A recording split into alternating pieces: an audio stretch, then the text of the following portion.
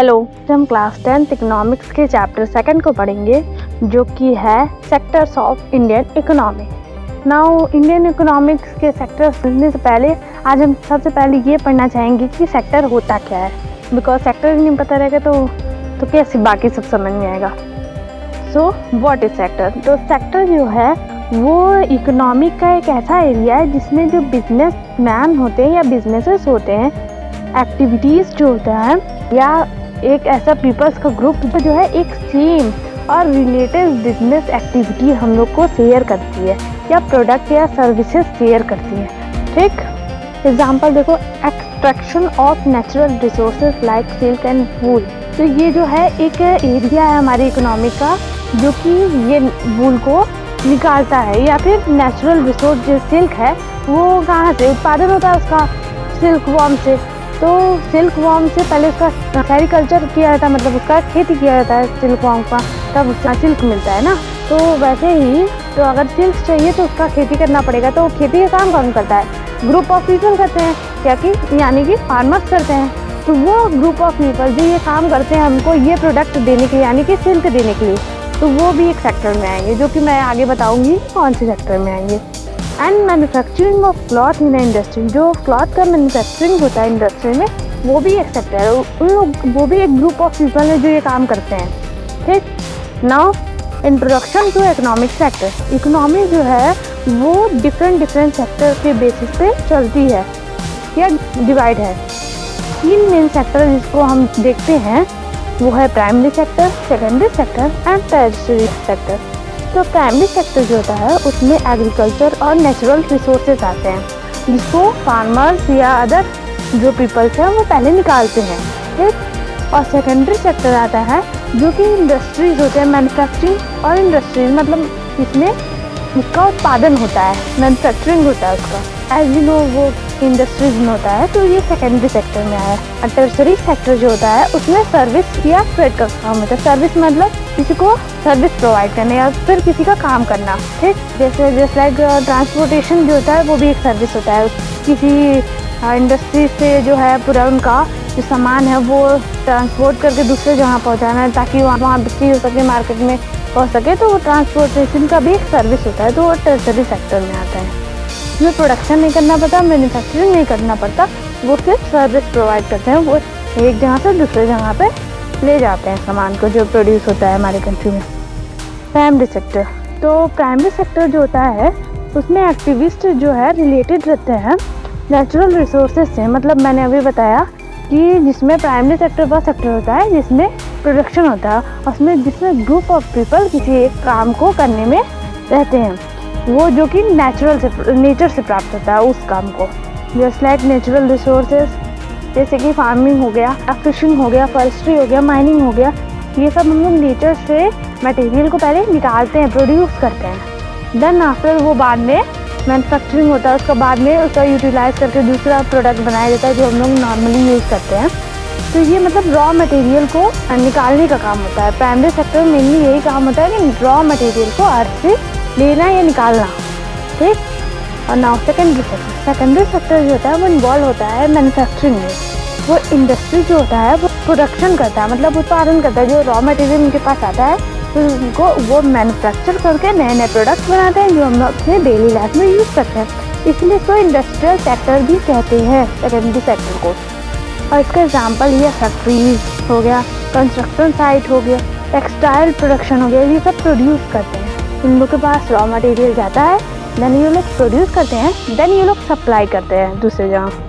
तो ये जो है इनका सेकेंडरी सेक्टर का काम ये होता है, ये पहले रॉ मटेरियल को वो फाइनेंस गुड में कन्वर्ट करते हैं। मतलब फाइनेंस गुड मतलब जो कस्टमर यूज़ करता है। टर्शियरी सेक्टर, और टर्शियरी सेक्टर जो होता है वो प्रोवाइड करता है सर्विस को इंस्टीड ऑफ गुड। मतलब ये हमें सर्विस प्रोवाइड करता है, गुड नहीं, सामान नहीं देता, ये सर्विस प्रोवाइड करता है हम लोग को, इसलिए इसको सर्विस सेक्टर भी कहते हैं। एग्जाम्पल देखो, बैंकिंग हो गया, ट्रांसपोर्ट हो गया, हेल्थ केयर हो गया, एजुकेशन हो गया, ये सब सर्विस सेक्टर के अंदर आते हैं। Supports both primary and secondary sector, मतलब ये जो है मेन पिलर है दोनों के, मतलब प्राइमरी सेक्टर के भी, सेकेंडरी सेक्टर के भी। ये दोनों को सपोर्ट करते हैं। मतलब अगर प्राइमरी सेक्टर से जो कोई रॉ मटेरियल जो एक्सट्रैक्शन हुआ उसका, मतलब अर्थ से बाहर आया, तो मतलब या फिर फार्मिंग हुआ, जो भी हुआ, तो उसको जब ट्रांसपोर्ट किया जाता है दूसरे जगह इंडस्ट्री में पहुँचने, जैसे मान लो सिल्क है, वो रॉ मटेरियल पहले वो लोग पीपल, जो ग्रुप ऑफ पीपल जो है जो एक्सट्रैक्ट किए, मतलब निकाले हैं सिल्क फॉर्म से, तो वो सिल्क बना, सिल्क जो बन जाता है तो वो सिल्क जाता है इंडस्ट्री में हमारे क्लॉथ्स को बनने में। तो ये जो काम होता है पहुंचाने का काम, वो सारे टर्सरी सेक्टर करता है। इसलिए इंडस्ट्री जो कपड़े बना लेती है फिर वो हमारे तक आता है, मतलब मार्केट तक आता है, तो इन सब पहुँचाने वाला काम सब टर्सरी सेक्टर का होता है। इसलिए इन दोनों को ये जो है सपोर्ट करता है, दोनों प्राइमरी सेक्टर को भी सेकेंडरी सेक्टर को भी, ये दोनों सेक्टर को टर्सरी सेक्टर सपोर्ट करता है। ना अब देखो कंपैरिजन क्या है इकोनॉमिक सेक्टर्स का। देखो कंपैरिजन करने के लिए वैल्यू के तौर पे हम लोग का कंपैरिजन होता है सेक्टर्स में कि कितना वैल्यू था। मतलब एग्जांपल देखो, अगर 10,000 kg अगर कोई व्हीट जो है बेच रहा है 8 रुपये पर kg पे ना, तब उसका वैल्यू क्या होगा 80,000, वैल्यू बेसिस पे, नॉट अ नंबर। मतलब एक एक को व्हीट नहीं काउंट करते कि कितना है, उसके वैल्यू के बेसिस पे कि कितना वैल्यू ले रहा है वो, ठीक। Only final goods that reach consumer, मतलब फाइनल गुड वो गुड्स होता है जो कस्टमर के पास पहुंचता है या कंज्यूमर के पास जो यूज़ करता है consumer. And service value counted because it indicates values of intermediate goods which are used to produce final goods and services. मतलब सर्विस के वैल्यू जो होता है काउंट किया जाता है, क्योंकि वो जो होता है इंटरमीडिएट गुड्स को इंक्लूड किया जाता है। मतलब फाइनल जो गुड होता है उसमें इंटरमीडिएट गुड्स इंक्लूड रहता है। एग्जांपल ले लो, अगर कोई बिस्किट है वो पहले आटा से बनी है, तो आटा का प्राइस बिस्किट में इंक्लूड होगा, इसलिए उसका टोटल प्राइस जो आएगा उससे थोड़ा ज़्यादा ही आएगा, ठीक। The value of final goods and services produce in इस sector during a particular year provides total production of sector for that year. मतलब कि टोटल नंबर जितना भी गुड्स और सर्विसेज हमारे एक सेक्टर में प्रोड्यूस हुआ है किसी एक ईयर में, उसी को हम कहेंगे टोटल प्रोडक्शन उस सेक्टर का, ठीक। वही अगर हम तीनों सेक्टर का टोटल प्रोडक्शन को ऐड कर दें तो वो जो मिलेगा हमको टोटल, वो कहलाएगा ग्रॉस डोमेस्टिक प्रोडक्ट या जीडीपी, वो कंट्री का जीडीपी कहलाता है। ये दिखाता है कि कितनी बड़ी हमारी इकोनॉमी है। जीडीपी जितना हाई रहेगा वो दिखाएगा कि कितना हमारी इकोनॉमी हाई है। GDP measured by central government ministry, मतलब जीडीपी जो होता है वो सेंट्रल गवर्नमेंट के द्वारा मेजर किया जाता है। देखो ऐसे ग्राफ में देख सकते हो कि जीडीपी दिखाया गया है कितना शेयर है हर एक सेक्टर का जीडीपी में। तो सबसे ज़्यादा शेयर देखो 1973 से 1974 के बीच में जो सबसे ज़्यादा शेयर दिखा रहा है जीडीपी का, वो हमारा टर्सरी सेक्टर दिखा रहा है। वहीं 2013 से 14 के बीच में टर्सरी सेक्टर ही सबसे ज़्यादा जीडीपी का शेयर दिखा रहा है, ठीक। जीडीपी में टर्सरी सेक्टर का शेयर सबसे ज़्यादा है दोनों सेक्टर से। इम्पॉर्टेंस ऑफ डिफरेंट सेक्टर, जितना तीनों जो सेक्टर हैं वो इंटरडिपेंडेंट है, वो एक दूसरे पे निर्भर है। अभी मैंने बताया है पहले कि कैसे टर्सरी सेक्टर प्राइमरी सेक्टर का भी पिलर है और सेकेंडरी सेक्टर का भी पिलर है, क्योंकि ट्रांसपोर्टेशन दोनों में चाहिए। इकोनॉमिक ग्रोथ जो होता है रिक्वायर करता है balance development of all sector. Economic growth जो होता है वो ज़रूरी होता है बैलेंस करने के लिए डेवलपमेंट तीनों सेक्टर का। Economic growth require balance development for all sector, मतलब तीनों सेक्टर को डेवलपमेंट के लिए इकोनॉमिक हमारा रहना चाहिए, तभी हम लोग का तीनों सेक्टर डेवलप होगा। Government policies help improve weaker sector, मतलब गवर्नमेंट ऐसी पॉलिसीज़ बनाता है जो मदद करता है वीकर सेक्टर्स को उठाने में या फिर उन लोग को चलाने में, ठीक। Now growth of tertiary sector in India, कि टर्सरी सेक्टर का ग्रोथ कैसे होता है इंडिया में। जैसे आईटी सेक्टर हो गया, बैंकिंग हो गया, एजुकेशन हो गया, हॉस्पिटल हो गया और अदर पब्लिक सर्विसेज जो होता है वो पिछले 30 साल में बढ़ते जा रहे हैं, जिसकी वजह से टर्सरी सेक्टर जो है वो बूम कर रहा है। और demand of skilled worker in agriculture and industry, जैसे जैसे डिमांड बढ़ते जा रहा है वर्कर का, तो वैसे वैसे टर्सरी सेक्टर भी ग्रो होते जा रहा है और contribute significantly to India GDP. इसलिए टर्सरी सेक्टर जो है हमारे इंडिया के जीडीपी में बहुत ज़्यादा कंट्रीब्यूट करता है। एम्प्लॉयमेंट इन डिफरेंट सेक्टर, हमारे अलग अलग सेक्टर में जो एम्प्लॉयमेंट यानी कि रोजगार।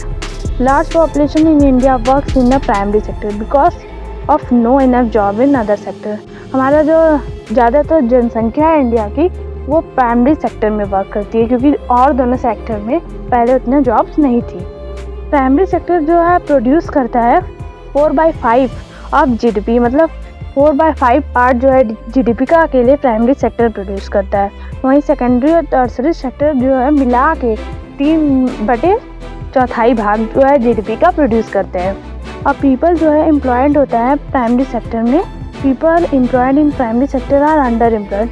लेकिन एक कमी जरूर दिख रही है प्राइमरी सेक्टर में कि पीपल जो है काम करते हैं प्राइमरी सेक्टर में वो अंडर एम्प्लॉयड होते हैं, यानी कि वो जो काम करते हैं वो फुली एम्प्लॉयड नहीं होता। Each one is doing work but no one is fully employed, मतलब उनको उसकी तनख्वाह नहीं मिलती, पूरी तरह से वो एम्प्लॉयमेंट नहीं है। कभी ज़रूरत पड़ी तो काम किया, नहीं पड़ी तो नहीं किया। A kind of underemployment is in which people work less than their potential and clearly visible as unemployed, called as disguised unemployment। मतलब वो काइंड ऑफ अंडर एम्प्लॉयमेंट जिसमें लोग काम तो करते हैं लेकिन अपनी क्षमता से कम, इसलिए वो दिखते हैं कि वो अनएम्प्लॉयड है, यानी कि वो उनके पास रोजगार नहीं है, उसको ही हम कहते हैं discussed unemployment. Challenges in different sector, क्या क्या चैलेंजेस आते हैं, परेशानियाँ आती हैं अलग अलग सेक्टर्स में। प्राइमरी सेक्टर जो होता है उसका लो प्रोडक्टिविटी होता है, डिपेंडेंस ऑन मानसून।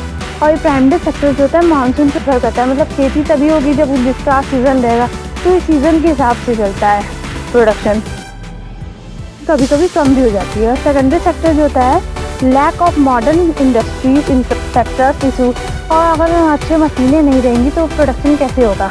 कपड़ों का प्रोडक्शन हुआ या कोई भी चीज़ का प्रोडक्शन हुआ जो कि इंडस्ट्रीज में होता है, इसमें कमी हो जाती है, इसलिए सेकेंडरी सेक्टर का ये इशू है। और टर्सरी सेक्टर जो होता है उसमें स्किल गैप हो जाता है, बहुत लोग को काम करना ही नहीं आता, अगर उन लोग को मतलब सप्लाई करना है तो उन लोग को ड्राइविंग आना चाहिए ताकि वो ट्रांसपोर्ट कर सके, तो क्या स्किल की कमी हो जाती है जिसकी वजह से वो अच्छे से सर्विस को नहीं प्रोवाइड कर पाते। तो इसका ये चैलेंज है या इशू है, इनइक्वालिटी देखने को मिलती है। Now government initiative for economic growth and employment, उसमें आता है पहला मनरेगा। मनरेगा जो होता है वो एम्प्लॉयमेंट प्रोवाइड करता है, ये जो है गवर्नमेंट के द्वारा एक चलाया गया एक लॉ है जिसमें जो है जो कि रूरल एरिया में चलता है। ये जो लॉ जो इम्प्लीमेंट किया गया था वो राइट टू वर्क प्रोवाइड करने के लिए ये किया गया था सेंट्रल गवर्नमेंट के द्वारा इन 625 डिस्ट्रिक्ट ऑफ इंडिया।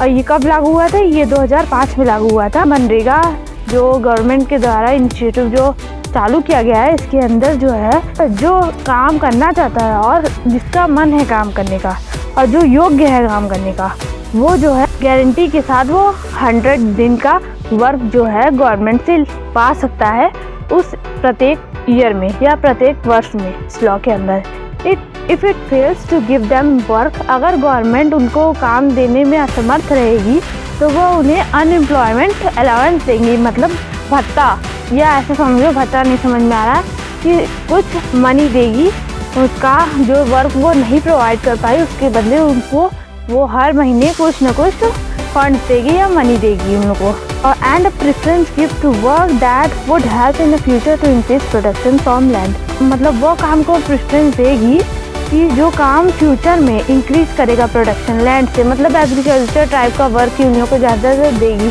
जिससे लैंड का प्रोडक्शन बढ़े, लैंड से प्रोडक्शन बढ़े।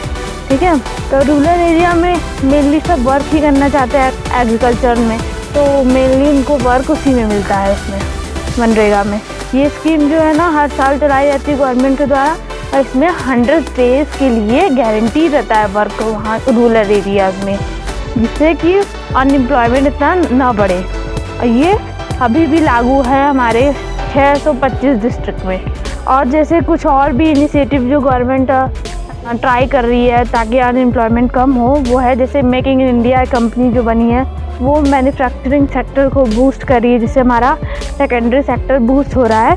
और डिजिटल इंडिया जैसी ये जो कंपनियां हैं ये हमारे आईटी सेक्टर को बूम कर रही हैं और ये हमारे सर्विस सेक्टर को भी बढ़ावा दे रही है, जिससे सर्विस का सेक्टर और इन्हेंस होगा। अब now organised VS unorganised sectors, ये क्या होते हैं? ये जो है ऑर्गेनाइज्ड और अनऑर्गेनाइज्ड सेक्टर का मतलब ये आता है, ऑर्गेनाइज मतलब व्यवस्थित, अनऑर्गेनाइज मतलब अव्यवस्थित। ऐसा सेक्टर मतलब अव्यवस्थित और व्यवस्थित सेक्टर में जो कार्य होते हैं तो उसमें देखते हैं। ऑर्गेनाइज सेक्टर जो होते हैं वो रजिस्टर्ड बिजनेसेस होते हैं, फिक्स्ड वेजेस होते हैं, जॉब सिक्योरिटी होता है। मतलब ये सेक्टर के अंदर जो काम करता है उसको एक रजिस्टर्ड प्लेटफॉर्म मिलता है, मतलब वो उसका जॉब जो होता है रजिस्टर्ड रहेगा, कोई उसे छीन नहीं सकता, ठीक है। और उसका वेज भी फिक्स होगा, उसको जो पैसा मिलेगा उसके काम का वो भी फिक्स होगा। और जॉब सिक्योरिटी मिला मतलब कि उसका जॉब परमानेंट है। अब इसका एग्जांपल तुम ले सकते हो गवर्नमेंट जॉब, जो कि सब लेना चाहते हैं और जो कि रजिस्टर्ड रहता है, मतलब गवर्नमेंट के द्वारा रजिस्टर्ड रहता है, उससे कोई छीन नहीं सकता और उसका वेजेस भी फिक्स्ड रहता है।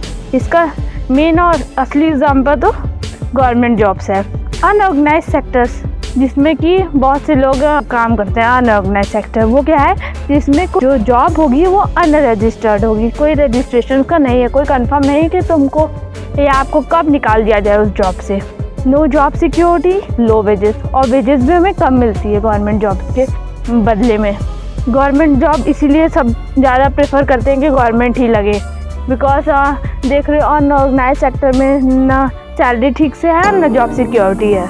नाउ अब पब्लिक वेस प्राइवेट सेक्टर्स, ये क्या होता है, ये दोनों सेक्टर जो डिवाइड हुए हैं वो ओनरशिप के बेसिस पे हुए हैं। कौन सा सेक्टर मतलब कौन सा कार्य में जो पब्लिक पूरे वो ओन्ड किए हैं वो पब्लिक सेक्टर में आएगा। जो प्राइवेट कोई इंसान अपना लिए कुछ अपना कंपनी बनाया है या अपना बिजनेस खोला है तो वो प्राइवेट सेक्टर में आएगा। Public sector owned by government, example Indian railway, ONGC। Public sector जो होता है वो मेनली जो होता है गवर्नमेंट के द्वारा ओन किया जाता है, ताकि उस पर हक सबका रहे, वो सब यूज़ कर सकते हैं। जैसे इंडियन रेलवेज हुआ तो वो कोई स्पेसिफिक पर्सन के लिए नहीं होगा, वो सब के लिए है। ONGC भी है, वो भी सभी के लिए है।